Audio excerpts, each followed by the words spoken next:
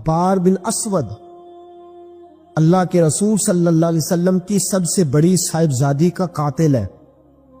حضرت زینب رضی اللہ تعالی عنہ آ رہی تھی مکہ سے مدینہ کی طرف، اس نے نیزہ مارا، آپ گر گئی۔ بطن اطہر میں اولاد تھی، بچہ ضائع ہو گیا، شدید بیمار رہنے کے بعد وصال کر گئی۔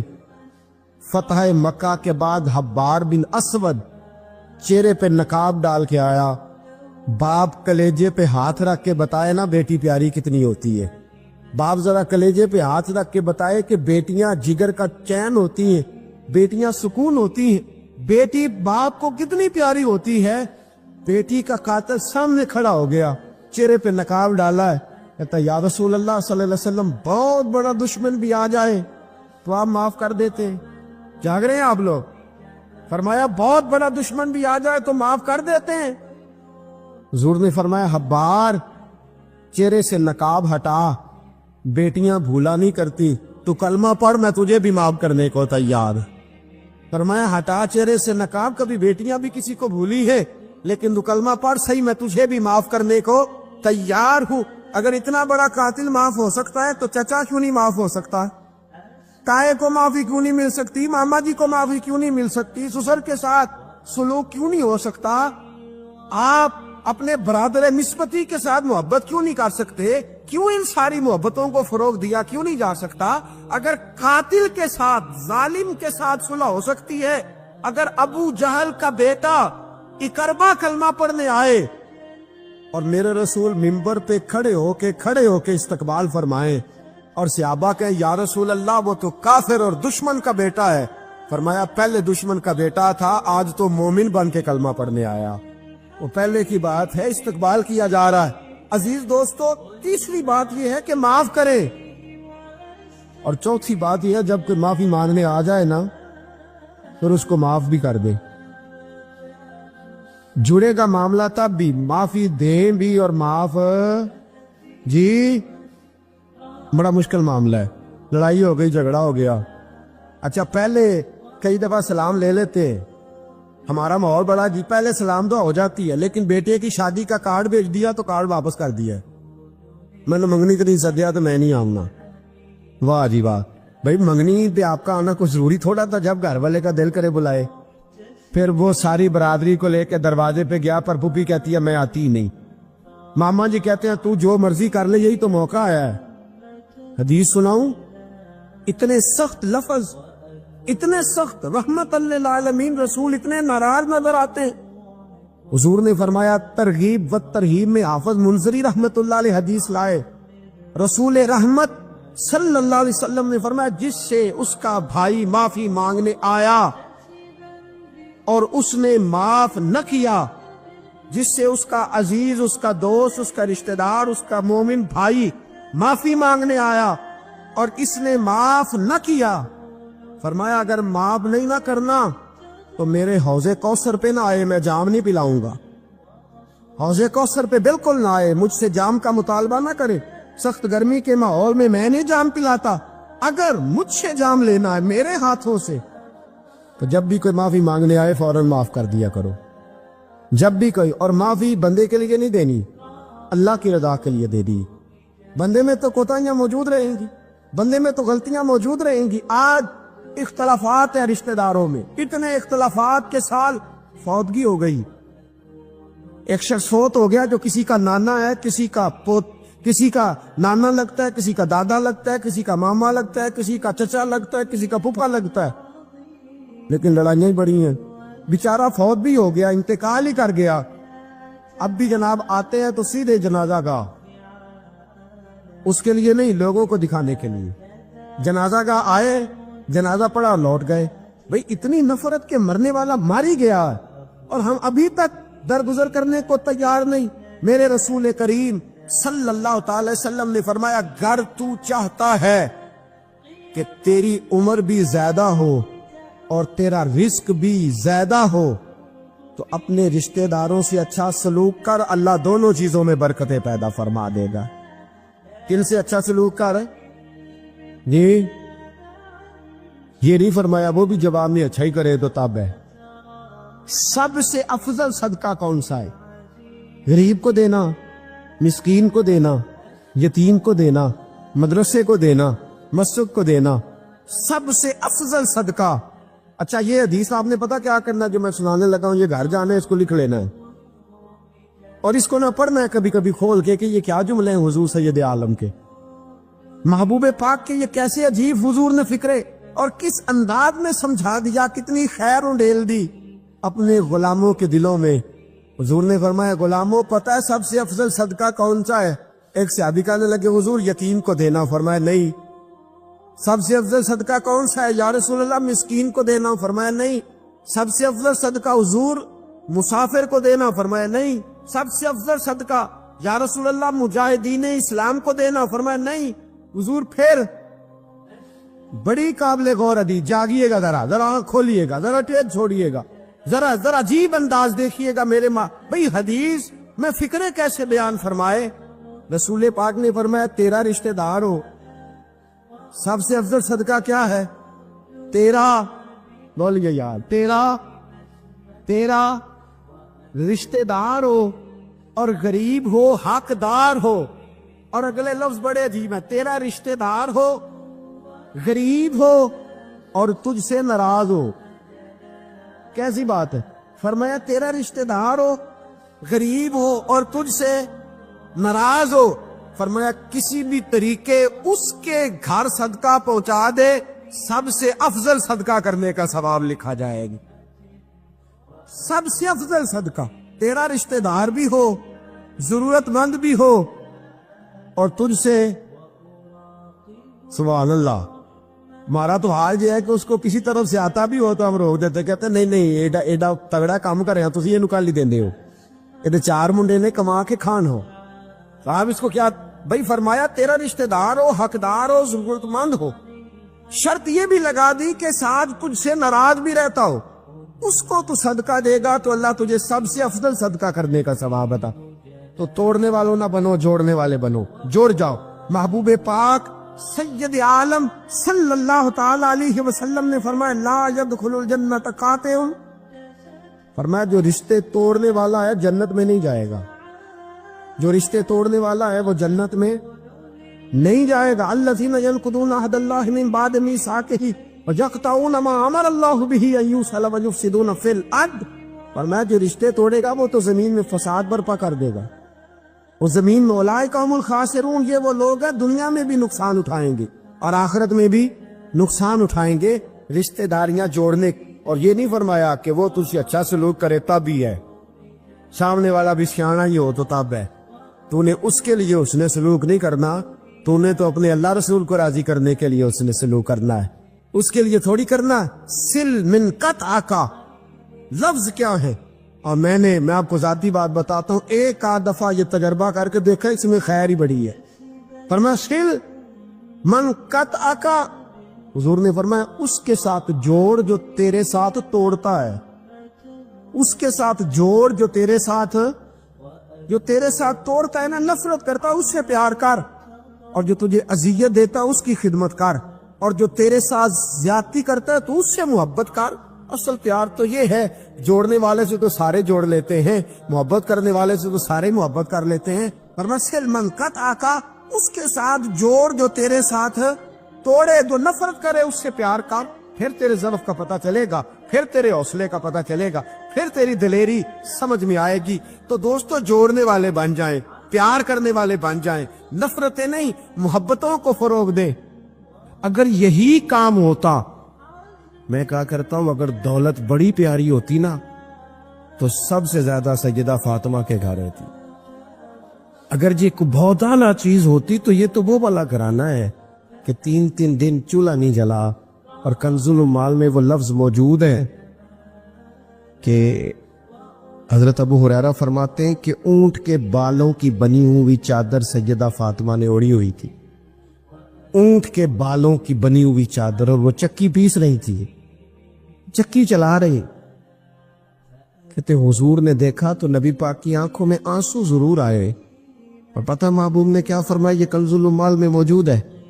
محبوب فرمانے لگے شہزادی دنیا میں تھوڑی سی تکلیف برداشت کرو، آخرت کی ساری عزت اللہ تمہیں ہی عطا فرما۔ سبحان اللہ۔ یہ تھوڑی دشواری ہے، یہاں ہر بندے کی بیٹی دکھی نہیں، جس کو بھی پوچھ لیں دکھی ہے، جس سے بھی پوچھ لیں حضرت جی دعا کرنا، پیر صاحب دعا کرنا، مفتی صاحب دعا کرنا، بزرگ کو دعا کرنا، کیوں جی بیٹی بڑی تکلیف میں، کیوں جی کہتے سسرال والے کام بڑا کراتے ہیں، چکی پیستی ہے، لیپا پوتی کرتی ہے، اس کے ہاتھوں میں چھالے پڑ جاتے ہیں۔ ایسا ہوتا ہے کہ ستو کبھی آ جائے تو پھر سارا دن ان ستوؤں پہ ہی گزر جائے، کبھی ایسا ہوتا ہے کہ 3 دن روزے رکھے جائیں اور ایک کھجور اور ایک پانی ملے افطار سحر کے وقت، یوں بھی کبھی وقت گزارا ہے۔ اور میرے عزیزوں یاد رکھنا، ہم نے جو مزاج اختیار کر لیا ہے نا اس وقت، یہ جو پوری دنیا میں گاڑیاں بھاگ رہی ہیں، ملک سے باہر لوگ جا رہے ہیں، دولتیں جمع ہو رہی ہیں، یہ ضروریات کا رٹا نہیں، یہ ضروریات نہیں، یہ خواہشات ہے۔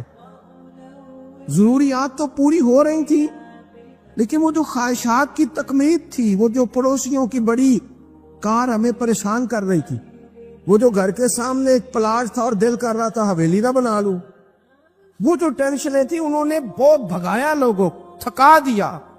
نظریاتی زندگی، اور نظریاتی زندگی میں کچھ کرنے کا عہد، کچھ ارادہ کیا جائے کچھ کام کرنے کا۔ دیکھو سارے لوگ ساری ڈیوٹیاں تو نہیں کر سکتے، میں یہ مائک اپریٹ نہیں کر سکتا، تو پھر میرا خیال ہے مجھے اس بندے کی بھی قدر کرنی چاہیے جو اسے چلا سکتا ہے۔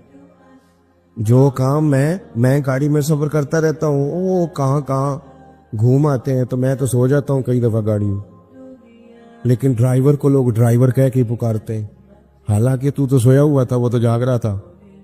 اس کی اہمیت کو سمجھنا چاہیے۔ ہم نہ زندگی میں کوئی بھی کام کریں، ایک تو کام کریں، اور جو ایک کرے زندگی میں لیکن ذرا سونا کر کے کرے، کوئی ایک مقصد بنا لے، کوئی ایک مقصد ہو، کوئی ارادہ ہو، کوئی پروگرام ہو۔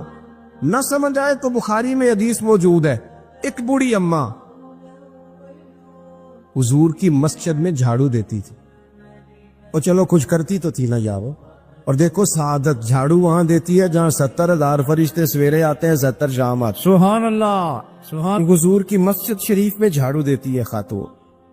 ہمارے ہاں تو خیر امام خطیب کی بھی کوئی قدر نہیں ہوتی، کوئی نہیں ہوتی۔ امام کبھی کو مشورہ دے لے تو کہتے ہیں اسلام زیادہ دیتا ہے، مولوی نواں لے آؤ، مشورے زیادہ دیتا ہے، اس کو چینج کرو۔ اور مسجد کے خادم کی کوئی حیثیت، لیکن جو مسجد میں جھاڑو دینے کی فضیلت ہے نا، حضرت بابا فرید صاحب سے جب کو بندہ کہتا تھا نا دل بڑا پریشان ہے، تو بابا صاحب کہتے تھے مسجد میں جھاڑو دیا کر، اللہ سکون عطا کرے گا۔ مسجد میں جھاڑو دیا کر، اٹھ نہ فریدا ستیا تے خلقت وے کھنجا تے متے کوئی مل جائی بخشیا تے چل تم ہی بخشیا جا۔ اٹھ نہ فریدا ستیا تے جھاڑو دے مسیت، اوے تو ستا ہے تے رب تے جاگدا ہے، تیری ڈاڈے نال پریت۔ اٹھنا کچھ کر۔ وہ خاتون چلو کوئی کام تو کرتی تھی نا، دیکھو نا گلی سے گزرتے ہیں لوگ، اب کھڈا ہے، سب کا موٹر سائیکل گاڑی سب تنگ ہوتے، جو بندہ بھی گزر رہا ہے نا روڈ پہ وہ تبصرہ کر رہا ہے کہ دیکھو بلدیہ والے صحیح نہیں کرا۔ تبصرہ جو سارے کرتے ہیں، ایک کئی تے ایک دابڑا، 2 بندے درکار ہیں، راستہ ٹھیک ہو جاتا ہے، پر اتنی محنت کرنے کو کوئی تیار ہے، کیونکہ ہمارے ملک میں جو شے سب سے عام ہے وہ تبصرہ ہے۔ تبصرہ کرو صبح شام جتنا ممکن ہے، تبصرے کرو، ڈیوٹی یہی ہے ہماری۔ وہ خاتون مسجد شریف میں جھاڑو دیتی تھی، کوئی زندگی کا مقصد تو بنایا، کوئی نظریہ تو ہے۔ صحابہ نماز پڑھ کے چلے جاتے، خاتون جھاڑو لیتی، حضور کی مسجد شریف میں جھاڑو دیتی، بیمار ہو گئی، قربان جائے، حضور تیمارداری کے لیے تشریف لے گئے، رات کو انتقال ہو گیا، ٹھنڈ کا موسم تھا، حضور کا حکم ہے جلدی تدفین کر دو، صحابہ نے تکلیف دینا مناسب نہ جانا، اس خاتون کی تدفین کر دی۔ سارا کچھ جاننے والے رسول جو فرش پہ کھڑے ہو کے عرش کی خبریں دے، وہ تشریف لائے اور آ کر کے پوچھا خبر کیوں نہیں دی مجھے؟ اس بوڑھی کے جنازے کی کوئی کام تو کرتی تھی نا، کوئی ڈیوٹی تو کی نا، خبر کیوں نہیں دی؟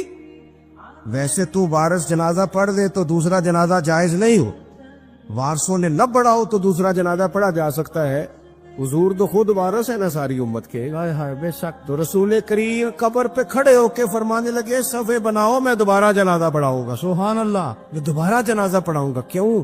जिंदगी में कोई खिदमत तो है ना, कोई ड्यूटी तो है ना। पहले तो हम कुछ करते नहीं, और अगर करते भी हैं तो सिर्फ दूसरों का ध्यान ही रखते हैं। दूसरों पर तवज्जो होती है कि फलाना फलाना। भाई आप अपना काम करें, कुछ जिंदगी में कर गुजरे, कोई ड्यूटी करें। अगर जिंदगी नजरियाती होगी, देखो ढेर सारे लोग होते हैं, नाम मेरा शायद आएगा कि मदरसा इन्होंने बनाया है, मस्जिद इन्होंने बनाई, मेरा ही नाम आएगा अगर कहीं मैं बनाऊंगा। लेकिन जमीन देने वाले का भी एक किरदार होता है, उसमें नक्शा नवीस का भी एक किरदार होता है, उसमें एक ईंट खर्च करने वाले का भी किरदार होता है। फिर वो काम खत्म नहीं होता। सरिया, वो लेंटर डालने वाले जो होते हैं, उनमें जो सरिया बांधने वाला है वो भी एक कीमती किरदार रखता है। फिर कहते हैं इलेक्ट्रिशियन को भी बुलाओ। फिर यहां भी काम खत्म नहीं होता। फिर और उसके गिर्द ढेर सारे लवाजमात है।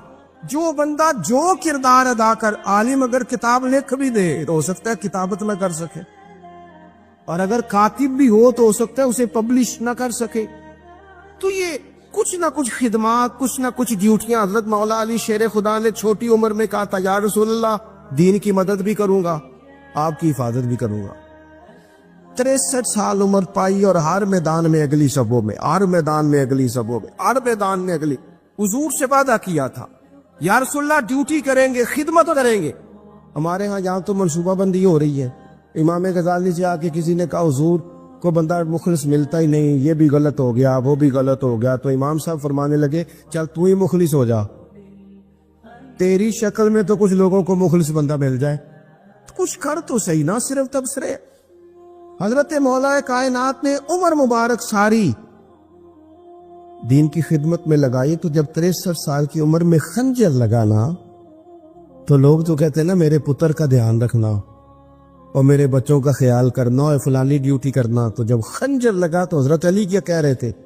फरमा रहे थे मुझे काबे के रब की कसम, अली तो कामयाब हो गया है। ये देखो पानी परन सोहेलियां तिरंगा रंग खड़े ते परया ते उसदा जानिए ना जिसदा तोड़ चढ़े। फरमाया देखो मैंने कोई इरादा किया था, आज मैं कामयाब हुआ। तो नजरियाती जिंदगी होती है ना, नजरियाती। फिर बंदा थोड़ी सी तकलीफ भी सह लेता है।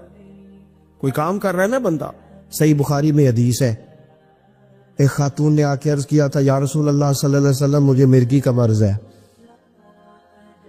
बड़ी तकलीफ में वो। अल्लाह के महबूब अलैहिस्सलाम सब के लिए दुआ करते, बल्कि हुजूर तो दस्ते शिफा फेरते तो अल्लाह करम फरमा देता। लेकिन नबी पाक सल्लल्लाहु अलैहि वसल्लम की खिदमत में अर्ज की, या रसूल अल्लाह सल्लल्लाहु अलैहि वसल्लम मिर्गी है। तो आज हुजूर ने अनोखी बात की। वो पीछे साहबजादा बशीर साहब तशरीफ लाए, आगे तशरीफ ले आए। नबी पाक सल्लल्लाहु अलैहि वसल्लम ने ना जी आज नजरिया समझाया। तवज्जो है आप दोस्तों की मेरी बात पर। हुजूर फरमाने लगे अगर तू कहे तो मैं दुआ करता हूं अल्लाह शिफा दे देगा, और अगर तू करे सबर, माना क्या है, मिर्गी के साथ ही गुजारा करे। अगर करे सबर तो फिर मेरा वादा है रब जन्नत अता करेगा।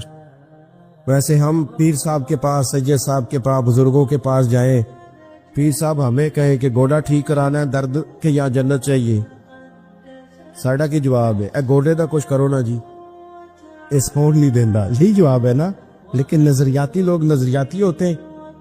नबी पाक सल्लल्लाहु अलैहि वसल्लम ने फरमाया कि तू बता, अगर तू कहे तो दुआ करता हूं अल्लाह शिफा दे देगा, और अगर सब्र करे तो फिर तेरे लिए जन्नत है। उस खातून ने एक मिनट नहीं लगाया सोचने पे, ये नजरियाती लोग होते। अर्ज की या रसूल अल्लाह आप दुआ कर दे रब मुझे जन्नत ही अता करे। सुभान अल्लाह। क्या मतलब कि मैं गुजारा कर लूंगी मिर्गी के साथ, सब्र करूं, मुझे अल्लाह जन्नत दे। हुजूर ने दुआ कर दी। खातून अर्ज करने लगी हुजूर जब मिर्गी होती है तो जिससे उससे कपड़ा हट जाता है, हया आती है, खातून हूं, औरत हूं, तकलीफ महसूस करती हूं। महबूब ने दुआ कर दी। सहाबा कहते हैं जितनी भी मिर्गी होती थी उसके कपड़े नहीं जिस्म से हटते थे, जितनी मर्जी भी हो कपड़ा कायम रहता था। देर तक वो बूढ़ी अम्मा जिंदा रही। خواتین ایک دوسرے سے کہا کرتی تھی کسی نے جنتی دیکھنی ہے تو اس بی بی کو دیکھو، اسے دنیا میں حضور نے جنت کی بشارت۔ نظریہ ہوتا ہے، نظریہ۔ ویسے آنا جانا، تصویریں بنانا، گھومنا پھرنا، پلاننگ کرنا چلتا رہتا ہے، لیکن جو نظریاتی لوگ ہوتے ہیں انہیں ذرا تھکاوٹ بھی تھوڑی ہوتی ہے۔ نظریے کے لیے کام کر رہے ہیں نا، وہ بھاگتے ہیں، ان کا بھاگنا انہیں تھکاتا نہیں۔ جب آپ نظریاتی ہیں تو صبح قیامت پہ نظریاتی اور غیر نظریاتی لوگوں کا نتیجہ کیا ہے؟ یوم نحشر المتقین الی الرحمن وفدا۔ اللہ فرماتے ہیں یہ جو متقی ہوں گے نا، انہیں رب کی بارگاہ میں پیش کیا جائے گا قیامت میں، پر مہمان بنا کے پیش کیا جائے گا۔ ان کا میزبان رب ہوگا، چونکہ انہوں نے زندگی تقوی میں گزاری، محتاط وقت گزارا۔ وَنُسُوقُ الْمُجْرِمِينَ إِلَىٰ جَهَنَّمَ وِرْدًا۔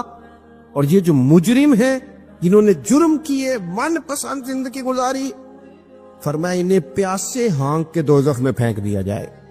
پیاس سے ہانکے جائیں گے جہنم کی طرف۔ اپنی زندگی میں کچھ ارادہ کریں، دیکھیں دھوپ چھاؤں آئے گی۔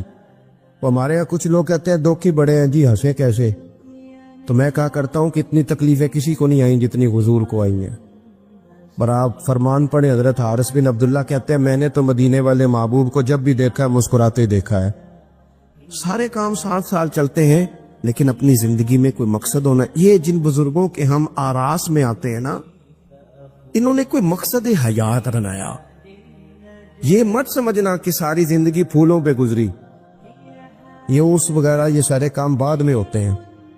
بات پڑھنا، ڈھیر سارے صوفیاء ایسے ہیں جنہوں نے روڑے کھا کے وقت گزارا، بڑے ٹھیک ٹھاک روڑے کھائے، بڑی تکلیفیں برداشت کی، اور ان کی اگر آپ تاریخ پڑھیں گے تو بڑا کچھ ان کے ساتھ کیا گیا، بڑے معاملات ہوئے۔ ایسا نہیں یہ شہادت گاہ الفت میں قدم رکھنا لوگ آسان سمجھتے ہیں مسلمان ہونا، یہ بڑا مشکل کام ہے، اس سے ہو کے گزرنا پڑتا ہے۔ لیکن ڈیوٹی کریں، کوئی کام کریں، کچھ اپنے ذمے لے۔ یہ جو ہم وقت گزار رہے ہیں نا جی، آپ یہاں کو بیٹھے کہتے ٹائم پاس کر رہا ہوں، تو میں کہتا ہوں اتنا ٹائم کہاں سے آیا جو آپ کو پاس کرنا پڑا؟ بہت سارے لوگ کہتے ہیں جی میں بور ہو رہا ہوں، تو میں کہتا ہوں یار بور ہونے کا ٹائم بھی تو ہونا چاہیے نا بندے کے پاس۔ آپ کے پاس ٹائم زیادہ ہے اس لیے بور ہو رہے ہیں، ہمیں تو ٹائم ہی نہیں ملتا بور ہونے کا۔ تو جب کوئی کام کرنا ہے آپ نے، جب آگے بڑھنا ہے، کچھ مقاصد حسنہ حاصل کرنے، کچھ امور خیر سر انجام دینے، پھر زندگی میں ان کو طے کریں اور ان پر کام شروع کر دیں۔ رکھا حضرت فاطمہ کی بھی 6 اولادیں با اختلاف روایات بیان کی گئی ہیں، 3 بیٹے تھے اور 3 بیٹیاں تھیں۔ 3 بیٹے تھے، امام حسن، امام حسین اور امام محسن۔ امام محسن کا جلدی انتقال ہو گیا چھوٹی عمر میں، اس لیے زیادہ تذکرہ نہیں۔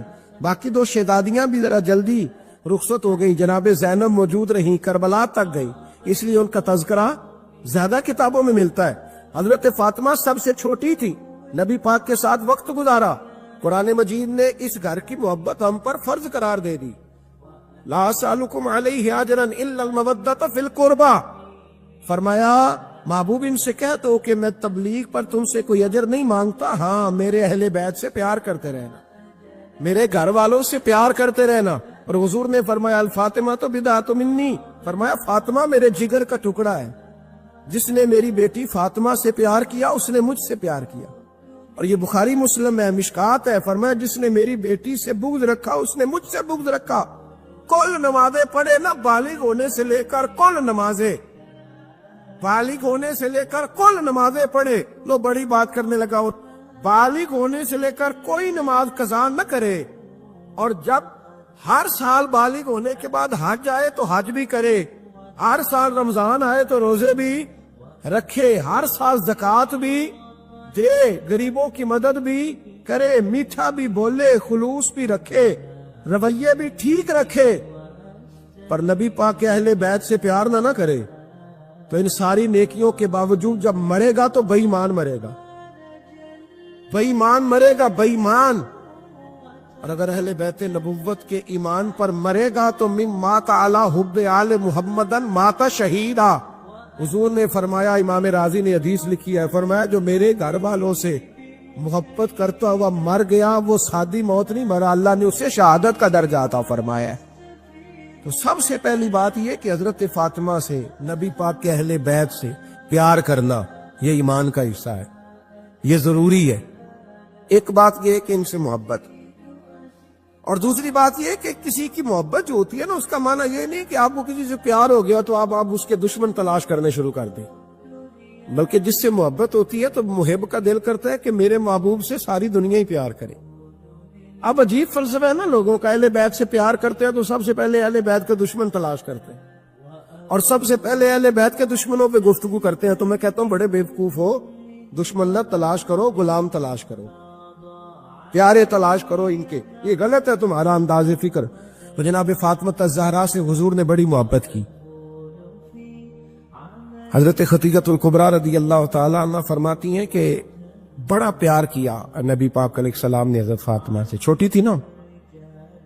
ادھر حضرت عائشہ صدیقہ کہتی ہیں کہ نبی پاک نے بڑی محبت فرمائی. مشکات میں حدیث ہے، کسی نے حضرت فاطمہ الزہرا حضرت عائشہ صدیقہ سے پوچھا، سچے باپ کی سچی بیٹی، صدیق کی بیٹی صدیقہ.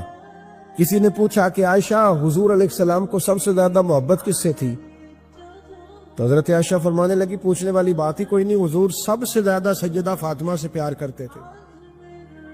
تو کہا پھر یہ بتائیں کہ مردوں میں حضور کو سب سے زیادہ پیار کس سے تھا؟ فرمایا یہ بھی پوچھنے والی کوئی بات نہیں، فاطمہ کے شوہر مولا علی سے. یہ حضرت عائشہ صدیقہ بیان کرتی ہیں ان کے شوہر سے. اب لوگ نا ترازو لے کے بیٹھے رہتے ہیں اور تولتے رہتے ہیں. پیر سید فیض الحسن شاہ صاحب آلو مہاروی رحمت اللہ علیہ، ان کے پاس بھی ایک بندہ چلا گیا تو اس نے کہا جی بتائیں حضرت عائشہ افضل ہے کہ حضرت فاطمہ؟ تو آپ فرمانے لگے تجھے یہ سوال ہی نہیں کرنا چاہیے تھا، اس لیے کہ تیرے اور میرے پاس کوئی ترازو موجود ہے. اس نے کہا جی نہیں آپ بتائیں، بتانا پڑے گا. آپ فرمانے لگے نہیں بتاتا. کہنے لگا نہیں بتائے. فرمانے لگے چل میں ایک بات بتا دیتا ہوں، فیصلہ گھر جا کے کر لینا. اس نے کہا بتائیں. آپ فرمانے لگے کہ عائشہ بیٹی ہے ابو بکر صدیق کی اور فاطمہ بیٹی ہے نبی پاک کی. تو فرمانے لگے کہ ابو بکر کی جو بیٹی ہے نا وہ نبی پاک کی بیٹی سے افضل نہیں ہو سکتی. اور پھر فرمانے لگے کہ فاطمہ زوجہ ہے مولا علی کی اور عائشہ زوجہ ہے مصطفیٰ کریم کی. تو فرمانے لگے جو علی کی بیوی ہے وہ نبی کی بیوی سے افضل نہیں ہو سکتی. تو وہ کہنے لگا جی نتیجہ کیا ہے؟ فرمایا گھر جا کے نکال لینا. نتیجہ تو گھر جا کے نکال، یہاں ترازو پکڑ کے نہ بیٹھ. ہاں جو حضرت عائشہ نے کہا اس پر غور کر. حضرت عائشہ خود گواہی دیتی سب سے زیادہ حضور حضرت فاطمہ سے پیار کرتے. چھوٹی عمر تھی تو جناب خدیجہ انداز دیکھیے گا بیٹی کی محبت کا. حضرت خدیجہ فرماتی ہیں حضور جب گھر آتے نا تو دروازے پہ کھڑے ہو کے اونچی آواز میں فرماتے السلام علیکم. کہتے ہیں حضور نہ سلام لیتے، میں جواب دیتی اپنے گھر حضور آئے ہیں پر نبی پاک دروازے پہ ہی کھڑے ہیں.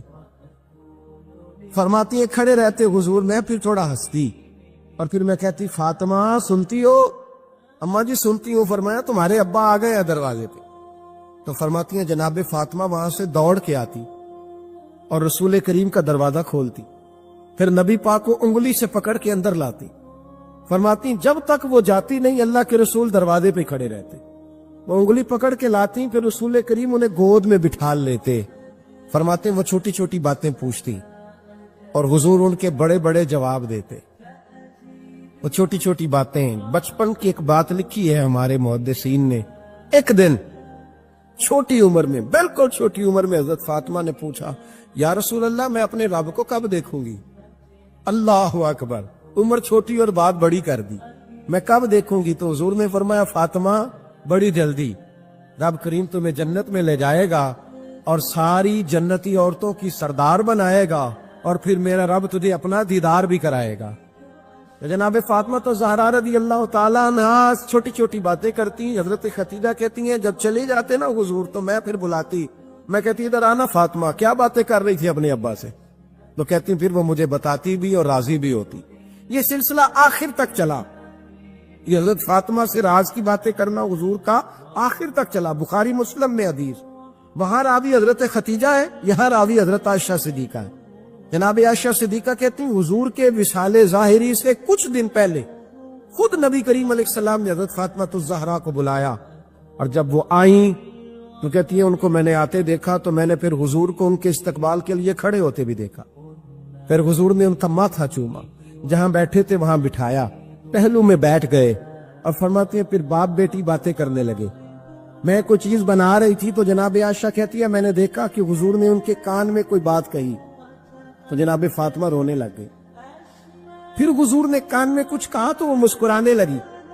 कहती है हुजूर वो बात करके तशरीफ ले गए, फातिमा भी बैठी थी, मैं आई, मैंने आके कहा कि फातिमा बताओ नबी करीम अलैहिस्सलाम ने आपसे क्या कहा, कभी हंसती थी कभी रोती थी, तो फरमाया हुजूर ने मना किया है, ये मेरा और मेरे नबी का राज है, मैं हुजूर की हयात ज़ाहिरा में ये बात किसी को बता नहीं सकती। फरमाती है कि फातिमा से तो मैंने पूछ लिया पर हुजूर से पूछने की तो जरूरत ही नहीं थी ना, लेकिन वो राज की बात थी।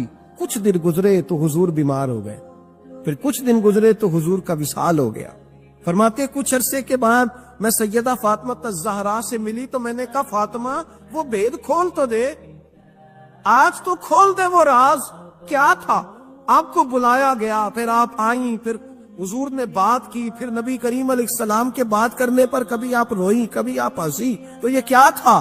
तो कहती है जनाब फातिमा फिर रोने लगी, कहने लगी हाँ अम्मा जी अब मैं पर्दा खोल देती हूँ, अब मैं राज बता देती हूँ। हुजूर का विसाले ज़ाहिरी हो गया। फरमाने लगी मुझे हुजूर ने बुलाया और मेरे कान में फरमाने लगे फातिमा वक्त थोड़ा रह गया है, अब तेरे वालिद ने जाने का प्रोग्राम बना लिया, अब ना टाइम आ गया है बिछड़ने का। फरमाती हैं जब मैंने ये बात सुनी तो मैं रो पड़ी, हुजूर आप बिछड़ जाएंगे। कहती मैं रोई। जरा हदीस के जुमलों पे गौर करना। माती थोड़ी देर गुजरी तो हुजूर ने मेरे कान में कहा फातिमा पुत्र रो ना, बेटे रो ना, मेरे जाने के बाद जो सबसे पहले मेरे पीछे आके मुझे मिलेगी ना बेटी वो तू ही होगी। अल्लाह करे मैं समझा सकूं आपको बात। जब कहा ना कि मैं विसाल करूंगा तो रो पड़ी, और जब कहा ना मेरे बाद तेरा भी जल्दी विसाल हो जाएगा तो हज़रत फातिमा ने हंसना शुरू कर दिया। क्या प्यार है मेरे महबूब अलैहिस्सलाम के साथ जनाब फातिमा का।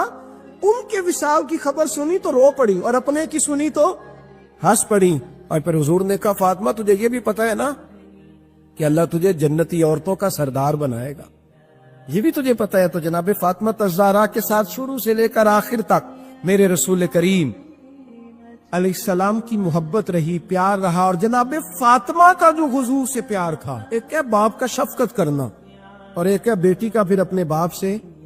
बोलिए ये बेटियां जो होती हैं ना इनका भी रवैया को अनोखा होता है, सारी दुनिया से अनोखा। मैं कभी कभी कुछ ऐसी बातें करने को दिल कर जाता है कि जो कर गुजरते हैं। एक साहब मुझसे एक दिन कहने लगा हज़रत साहब बड़ी मुश्किल में हूं और इतना कठिन वक्त आ गया कि कोई हाल ही नहीं। मैंने उनसे कहा कि अपनी अम्मा से दुआ कराओ, मसला ठीक हो जाएगा। कहने लगा अम्मा तो इंतकाल कर गई। तो मैंने कहा बहन से दुआ कराओ। कहने लगा बहन दूर रहती है। तो मैंने कहा फिर बेटी से करा लो।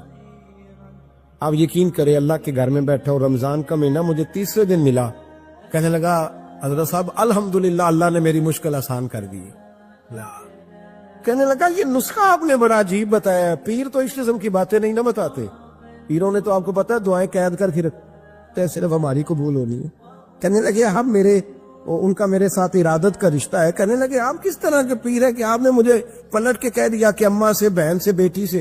तो मैंने कहा असल बात यह है कि मैं कभी थका भी होता हूँ, कभी किसी रंग में भी होता हूँ, और कई दफा अब तो ये हाल हो गया है कि रोना आए भी तो रोते नहीं कि लोग तमाशा ना समझे। कई दफा आंसू छुपाने भी पड़ते हैं कि लोग उसको अदाकारी और फनकारी ही ना समझने लग जाए। तो मैंने कहा ये जो बेटी होती है ना, ये जो बहन होती है, ये जो माँ होती है, इसको इशारतन भी आप कान में कह देना मुश्किल में हूं तो ये रात को रो रो के मुसल्ला भिगो देती। ये रो रो के दुआ मांगती है बेटे के लिए, भाई के लिए, बाप के लिए। इसका नाम हर बेटी प्यार करती। और यकीन करें कि कलेजा ठंडा हो जाता है जब बेटियां छाती पे लेटती हैं तो लुत्फ आता है कि अल्लाह करीम ने इस नन्ही सी कली में क्या ठंडक रखी है कि सारे दिल का जो है बोझ इसने हल्का कर दिया। तो बताइए फिर मेरे नबी पाक की शहजादी की हुजूर से मोहब्बत कितनी हो। छोटी सी उम्र थी हजरत फातिमा की जब हजरत खतीजा विसाल कर गई। तो किसी ने कहा फातिमा सबसे पहले घर से कब निकलना हुआ, तो बुखारी मुस्लिम में हदीस है अल्लाह के नबी ना बैतुल्लाह शरीफ के सामने सजदे में थे तो अबू जहल को शरारत सूझी। शरारत اس نے کچھ لوگوں سے کہا، عقبہ بن ابی معیط تھا، کچھ اور لوگ تھے، کہنے لگا میں ابھی رستے سے گزرا ہوں تو وہاں کسی نے اونٹ ذبح کیا ہے، تو اونٹ کی اوجڑی، آپ نے اوجڑی دیکھی ہے نا، جانور کی اوجڑی بڑی وزنی ہوتی ہے، اس میں گندگی ہوتی، اونٹ کی اوجڑی بڑی وزنی ہوتی تھی، کہنے لگا وہاں اونٹ کی اوجڑی پڑی ہے، وہ دیکھو نبی پاک معاذ اللہ سجدے میں ہے، تو معاذ اللہ ثم معاذ اللہ وہ اونٹ کی اوجڑی اٹھاؤ حضور کی گردن پہ رکھ دو۔ تھوڑا سا مشکل سے جمعہ پڑھنا پڑ جائے نا، اور تھوڑا سا مشکل سے پڑھانا پڑ جائے تو ہم دین کے بہت بڑے خدمت گزار بن جاتے ہیں۔ یہ دیکھو سجدے کتنی مشکل سے ہو رہے ہیں، یہ دیکھو سجدے کتنی مشکل سے ہو رہے ہیں، کتنی مشکل سے حضور کے سر انور پر اوجڑی رکھ دی۔ یہ وہ وقت ہے کہ نہ تو چچا ابو طالب ہیں جو پہنچ جاتے، نہ جناب ختیجہ ہے جو بندوبست کرتی، تو کسی نے نہ جناب ختیجہ کے دروازے کے سامنے منہ کر کے کہا کہ محبوب کے گھر والوں حضور کے سر اقدس پر اوجڑی رکھ دی ہے کسی نے، اور حضور سر اقدس اٹھاتے ہیں تو تکلیف محسوس کرتے ہیں۔ جناب فاطمہ کہتی پہلا دیہڑا تھا جب میں چہرے پہ کپڑا ڈال کے نہ تو اپنے بابا کے لیے نکلی، فرماتی پہلا دن تھا، میں حرم کعبہ میں پہنچی، حضور کو سجدے میں دیکھا تو چھوٹے چھوٹے ہاتھوں سے میں نے اوجڑی نیچے گرائی، حضور بولے کچھ نہیں، نہ میں نے کوئی بات کی، میں نے حضور کی انگلی کو تھاما اور میں کنویں پہ لے آئی، حضور بھی نہیں بولے، جناب سیدہ فرماتی میں میری بولی، حضور بیٹھ گئے اور میں کنویں سے پانی نکالنے لگی، میں حضور کی زلفیں دھوتی جاتی اور حضور روتے جاتے، زلفیں دھوتی جاتی اور حضور روتے جاتے۔ پھر حضرت فاطمہ نے جب حضور کی زلفیں دھو لی تو ہاتھ اٹھائے، کہا اے اللہ یہ جنہوں نے میرے بابا کو تکلیف دی ہے نا ان کو برباد کر دے۔ میں رات روایت پڑھ رہا تھا مشکات سے تو میں حیران ہو رہا تھا کہ یہ عجیب منظر ہے، یہ عجیب منظر ہے کہ جب طائف والے پتھر مارے اور نبی کریم علیہ السلام سے حضرت زید بن حارثہ کہ حضور دعا کریں یہ تباہ ہو جائے، تو نبی پاک کہ نہیں زید میں نے نہیں ان کے لیے تباہی کی دعا کرنی، یہ نہیں ٹھیک ہوتے تو ہو سکتا ہے ان کی نسلیں ٹھیک ہو جائیں۔ اور جب احد میں وہ لوگ پتھر مار کے دانت شہید کر دیں، حضرت ابو بکر صدیق جیسی ٹھنڈی طبیعت کا آدمی عرض کرے حضور دعا کریں یہ تباہ ہو جائے، تو حضور نے فرمایا اللہم اہد قومی فإنہم لا یعلمون، یا اللہ میری قوم کو ہدایت دے، یہ جانتے نہیں یہ کیا کر رہے ہیں۔ حضور نے کبھی بھی کسی کے لیے دعائے ضرر نہ فرمائی، لیکن آج یہ عجیب منظر ہے، شاید یہ واحد وہ وقت ہے کہ جناب فاطمہ الزہرا نے جب کہا نا کہ اے اللہ انہیں برباد کر دے جنہوں نے آج میرے والد کو تکلیف دی ہے، حضرت فاطمہ کی دعا سن کے تو حضور نے بھی ہاتھ اٹھائے، کہا اے اللہ جیسے میری بیٹی کہتی ہے نا ویسے ہی کر دے، اللہ کر دے انہیں برباد، فاطمہ جیسے کہتی ہے ویسے، اللہ کرے آپ کو سمجھ آئے میری بات کی کہ وہاں جہاں شدید تکلیف دی گئی وہاں حضور نے کسی کے لیے ایسی دعا، اور یہاں فرمایا اللہ جیسے فاطمہ کہتی ہے ویسے۔ اللہ اکبر۔ حضرت عبداللہ ابن مسعود کہتے ہیں کہ وہ دعا بھی میں نے سنی، اور پھر میں نے ان سب لوگوں کو جن کے لیے جناب سیدہ نے دعا کی تھی ان سب کو پھر میں نے بدر میں کٹتے ہوئے بھی دیکھا، میں نے ان کی لاشوں پر گھوڑے چلتے ہوئے بھی دیکھے، پھر میں نے دیکھا کہ صحابہ انہیں گھسیٹ کر کنووں میں ڈال رہے تھے، میں غور سے دیکھ رہا تھا اور ان کے چہرے پہچان رہا تھا، تو مجھ سے کسی نے کہا عبداللہ تم کیا غور کر رہے ہو؟ تو میں نے کہا میں غور کر رہا ہوں یہ وہی ہیں سارے جن کے لیے سیدہ فاطمہ نے دعا کی تھی کہ یہ برباد ہو جائے، یہ وہی ہے میرے رسول کریم علیہ السلام کی ہر تکلیف کو جناب فاطمہ نے اپنی تکلیف سمجھا، ہر تکلیف کو۔ جب انسان کے دائیں بائیں کچھ لوگ ہوتے ہیں نا اس کے دکھ بھی سمجھنے والے، سکھ سمجھنے والے لوگوں کی تعداد لمبی چوڑی ہوتی ہے۔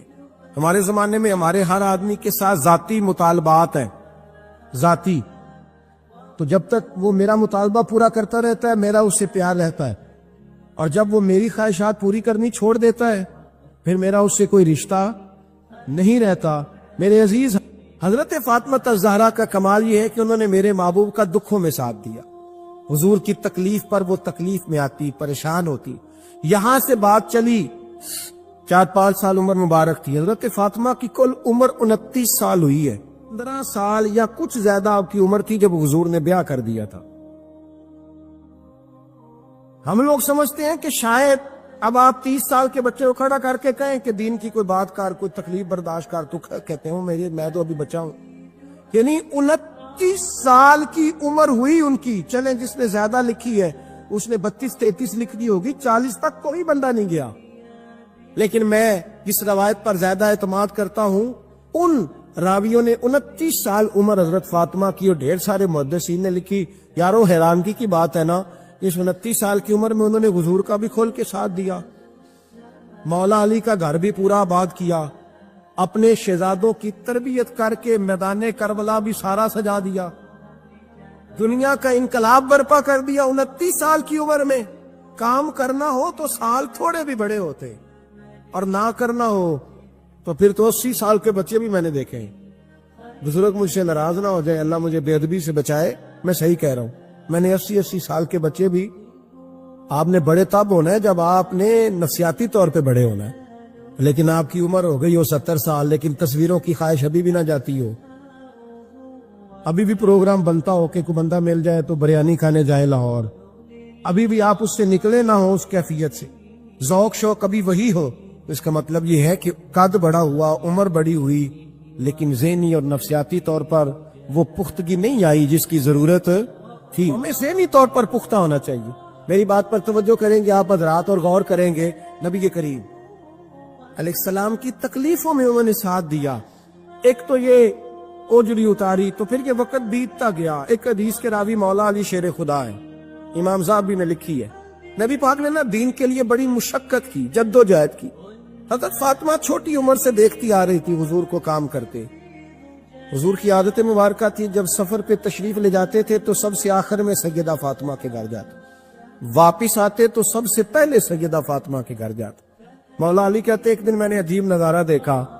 نبی کریم علیہ السلام سفر سے واپس آنے والے تھے. میں نے حضرت فاطمہ کو اطلاع دی کہ حضور آج پہنچ جائیں گے, تو انہوں نے گھر سارا صاف کیا, سجایا, سنوارا, کھانا پکایا. لیکن فرماتی ہیں جیسے ہی حضور اندر داخل ہوئے نا گھر کے, جناب فاطمہ نے حضور کا چہرہ دیکھا تو ہاتھ پکڑ کے چومنے لگی, اور کہتے ہیں جب انہوں نے سر اٹھایا تو ان کا چہرہ سارا آنسوؤں سے بھرا ہوا تھا. رسول کریم نے بیٹی کے سر پہ ہاتھ رکھا, بٹھا لیا. فرمایا فاطمہ بیٹے رونے والی تو بات کوئی نہیں تھی, کیوں رو پڑی ہو؟ تو عرض کرنے لگی محبوبہ میں بچپن سے دیکھ رہی ہوں, محنت کرتے, جد و جہد کرتے, مشقت کرتے. یا رسول اللہ آج آپ آئے ہیں تو آپ کے چہرے پر تھکاوٹ کے آثار ہیں, حضور وجود تھکا ہوا ہے. یا رسول اللہ میں نے ساری زندگی آپ کو کام کرتے دیکھا ہے, مدینے والے حبیب مجھے بتا تو صحیح کام کب تک کرنا ہے؟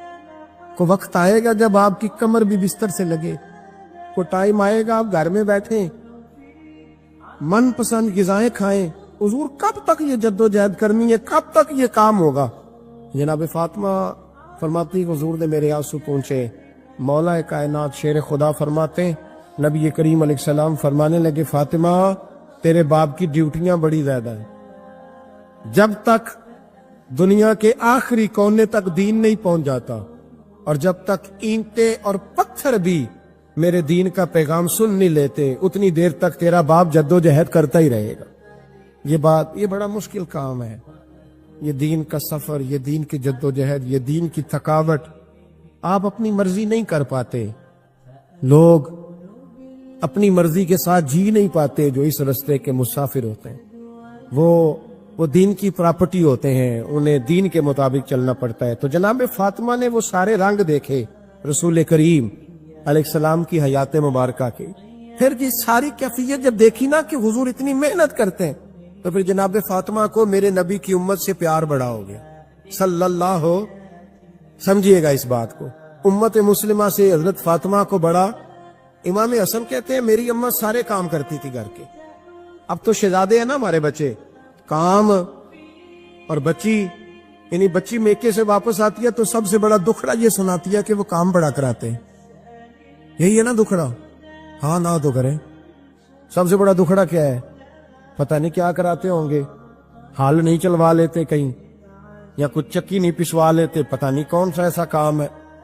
اور آپ ناراض نہ ہو جانا, میں بھی بیٹی کا باپ ہوں, میں بھی بہنوں کا بھائی ہوں, میں بھی اس بات کو سمجھتا ہوں, لیکن ایک بات ذہن میں رکھنا کہ یہ بات نہیں ہے کوئی کرنے والی کہ سارے بچی کے ماں باپ جمع ہو کے پہنچ جاتے ہیں ہماری بچی جی کام بڑے کرتی ہے. مثلاً کیا کرتی ہے؟ کیا کرتی ہے وہ؟ آؤ میں بتاؤں میرے مصطفیٰ کی بیٹی کیا کرتی تھی. میں نے سینکڑوں دفعہ یہ بات کی اور میرا دل کرتا ہے روزانہ کروں، پھر کرتا ہوں. دنیا میں کوئی اتنا غریب ہے جس کی بیٹی اتنا کام کرے کہ ہاتھوں پہ چھالے پڑ جائیں؟ ہے کوئی اتنا غریب تو اٹھ کے بتائے کہ میری بیٹی سسرال میں اتنا کام کرتی ہے کہ چھالے پڑ جاتے. میں دکھاتا ہوں میرے رسول کی شہزادی کو چھالے پڑ جاتے. کچا مکان جناب فاطمہ جناب فضا کی لونڈی تھی، ان سے مٹی منگاتی اور گھر میں لیپا پوتی کرتی، پھر جھاڑو دیتی. امام حسن اور حسین کے درمیان پورے سال کا فرق نہیں، 11 مہینے کا فرق. دونوں بچوں کو سنبھالتی. جناب علی کی والدہ حضرت فاطمہ بنت اسد بوڑھی تھی. جناب فاطمہ وہ کھول کے نوکری کرتی کہ حضرت فاطمہ بول پڑتی. حضرت فاطمہ بنت اسد بول پڑتی. کہتی بیٹے فاطمہ میرا اتنا نہ خیال رکھا کر، تیرے اپنے بھی بچے ہیں. جناب فاطمہ فرماتی آپ صرف علی کی ماں تو نہیں نا، آپ میری بھی تو ماں ہے نا. یہاں بیبیاں فلسفہ بیان کرتی ہیں. وہ کہتی ہیں جی کس حدیث میں آیا ہے ساس سسر کی خدمت فرض ہے؟ میں نے کہا کسی میں بھی نہیں آیا. ہم کیا کہہ رہے ہیں؟ کسی میں بھی نہیں آیا. لیکن یہ تو آیا ہے نا کہ شوہر راضی ہو تو اللہ راضی رہتا ہے. تو اگر شوہر ماں باپ کی خدمت سے راضی ہوتا ہے تو کرو خدمت.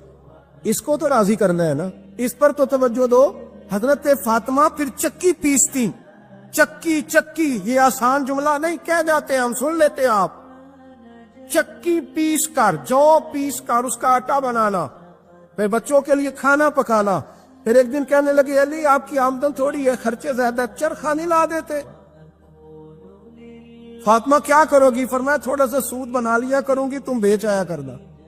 چلو میں تھوڑا ہاتھ بٹاؤں گی. یہ ساری ڈیوٹیاں کر کے حضرت حسن بنواتے ہیں. پھر عزت والے رسول کی عزت والی بیٹی، پھر شانوں والے نبی کی شانوں والی بیٹی، پھر پاک محبوب کی پاک شہزادی. ساری ڈیوٹیاں کر کے رات کو مولا علی سے کہتی اگر آپ اجازت دیں تو اللہ کو راضی نہ کر لوں.